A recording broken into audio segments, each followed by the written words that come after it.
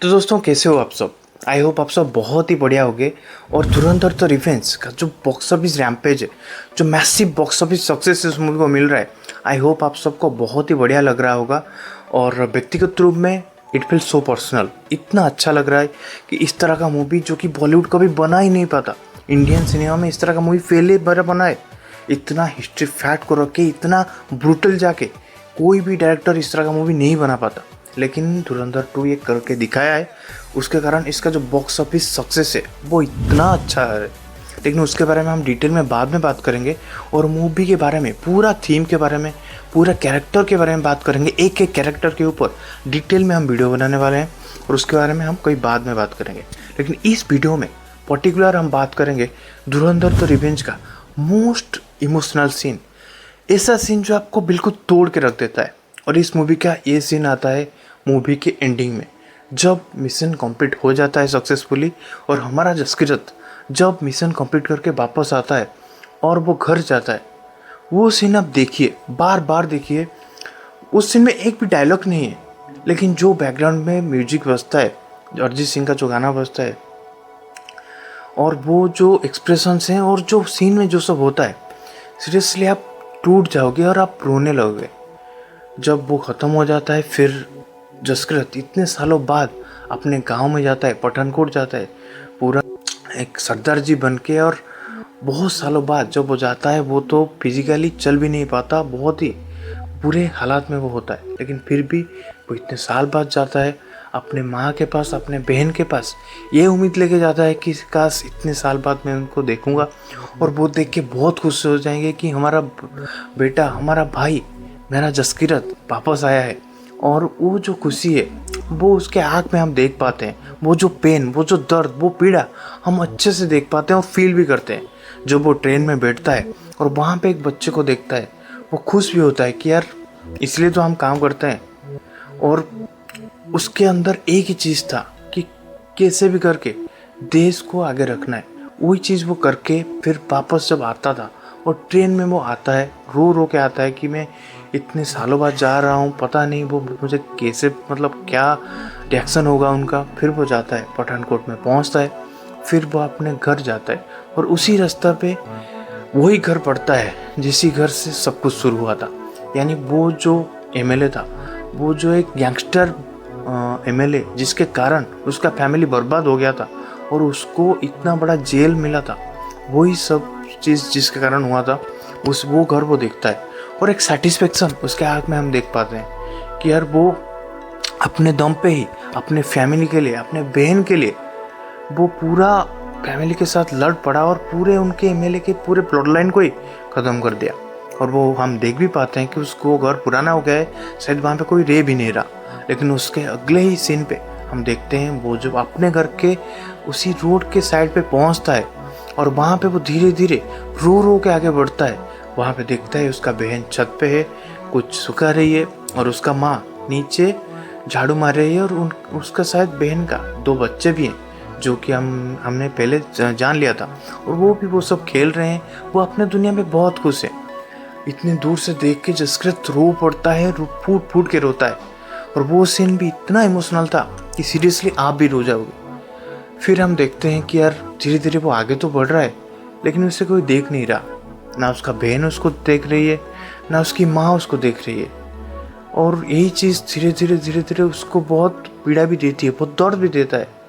उससे अगले पल उसको ये महसूस भी हो जाता है, ये एहसास भी आ जाता है कि यार उनका लाइफ अच्छा है, अच्छे से वो चल रहा है। जब दिखता है कि यार फाइनेंशियली ठीक है, उनके पास एक स्टेबल इनकम है, वो अपनी दुनिया में वो इतने मच चुके हैं, इतने घुस चुके हैं कि उनको बाहर का कुछ दिखाई नहीं दे रहा। उनका बेटा, वो माँ, कुछ समय के लिए हमें लगता है कि उसकी माँ उसको घूम के देखेगा और पहचान लेगा, लेकिन वो इतने घुल चुके हैं, इतने मिल चुके हैं, और अपनी दुनिया में वो इतने बिजी हैं कि उनको पता भी नहीं चल रहा है कि उसका बेटा अपने घर के सामने तक आ गया, और उसका बहन भी उसको नहीं देख पाता है। फिर वो रियलाइज़ कर लेता है कि यार मेरे बिना ये मुझे भूल चुके हैं, क्योंकि इतना साल हो गया। और वो दर्द, वो जो कष्ट उनको झेलना पड़ा, वो सब को झेल के आगे बढ़ चुके हैं और अपने दुनिया में बहुत खुश हैं। फिर वो अपने घर की तरफ देखता है फिर रास्ते की तरफ देखता है। मतलब वो ये डायरेक्टर आदित्यदार ये हमें बताना चाह रहे हैं कि वो अपना फैमिली को चुनेगा कि अपना कर्तव्य, अपना कर्म उसको चुनेगा। फिर ये करते करते मूवी जब ख़त्म होता है तब हमारा जो मेन कैरेक्टर है यानी जसकीरत, वो सीधे कैमरा में देखता है और फिर हमारे सामने ये लिखा आता है बलिदान सर्वोपरि। यानी हम ये अज्यूम करेंगे और देख के जो सीन लग रहा था कि जसकीरत फाइनली वही चीज़ चुनता है जिसके लिए वो चुना गया था, जिसके लिए वो ट्रेनिंग कर रहा था। और उसके बाद हमें पूरा उसका ट्रेनिंग प्रोसेस भी हमें देखने को मिलता है, जो कि बलिदान, वो इंडियन आर्मी को ज्वाइन करना चाहता है। उसका जो ट्रेनिंग रहता है वो बलिदान के अंडर हो रहा था।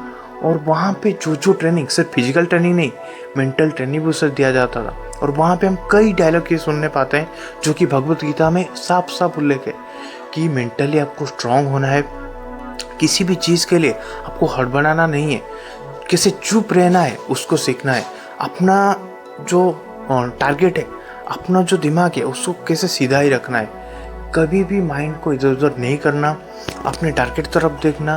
और कई बार ऐसा सिचुएशन भी आएगा जब आपको तोड़ा जाएगा, आपका पेशेंस को तोड़ा जाएगा, आपका हिम्मत को तोड़ा जाएगा, आपको फिजिकली मेंटली टॉर्चर किया जाएगा, लेकिन फिर भी आपको सुदृढ़ होकर रहना है। यही सब चीज़ हम ट्रेनिंग में देखते हैं।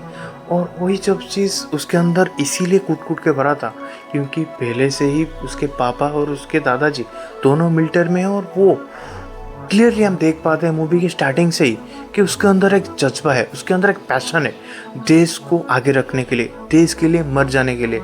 और हम कई भगवत गीता के जो श्लोक्स हैं, जो कोट्स हैं, वो हम देख पाते हैं। और उसी में ही वो सब कुछ हम क्लियरली दिखाया जाता है कि हम जब देश के बारे में सोचते हैं, कोई रिवार्ड के लिए कोई क्रेडिट हमें मिलेगा, वो सबको हम भुला के सिर्फ कैसे देश को सेवा करें, देश को आगे रखें और हमारा जो कर्तव्य है उसको कैसे आगे रखें, वही चीज़ हमें दिखाई देता है। और वही चीज़ वो पूरे मूवी के अंदर करता है। और जैसे आखिर सीन में मैंने बोला कि जब उसको पता चल गया कि मेरे बिना ये लोग बहुत खुश हैं, अपनी दुनिया में वो इतने खुल चुके हैं कि मेरा अभी इस घर में कोई ज़रूरत ही नहीं, तब वो मूवी तो वहाँ ख़त्म हो जाता है। लेकिन एक स्ट्रांगली फील कि वो फिर से चूज़ करेगा कर्म के लिए और फिर से वो वापस जाएगा और हमारे जो अजय सेनगल है उनके पास जाके अगले मिशन के लिए वो रेडी होगा। तो ये जो सीन है ना, अब सच में बोलने में शायद मैं अच्छे से उसको एक्सप्लेन ना कर पाऊँ, उसका जो इमोशन है, एक भी डायलॉग इस सीन पे नहीं था, सिर्फ एक बहुत ही बढ़िया बैकग्राउंड म्यूजिक बजता है अरिजीत सिंह का और उसके साथ साथ उसका जो एक्सप्रेशन है जसकीरत का। और पूरा जो मतलब जो सीन है, सीरियसली यार आपको तोड़ के रख देगा, आपको झंझूर के रख देगा। इस तरह का ब्यूटीफुल राइटिंग है आदित्यदार का इस सीन में। और पूरे मूवी के बारे में क्या बताऊँ, मूवी के बारे में तो बताने के लिए बहुत कुछ है। और आपको इस सीन पर्टिकुलरली कैसा लगा आप कमेंट करके बताइए। हम मिलेंगे और एक दमदार धुरंधर के वीडियो में, तब तक के लिए नमस्कार, जय श्री राम।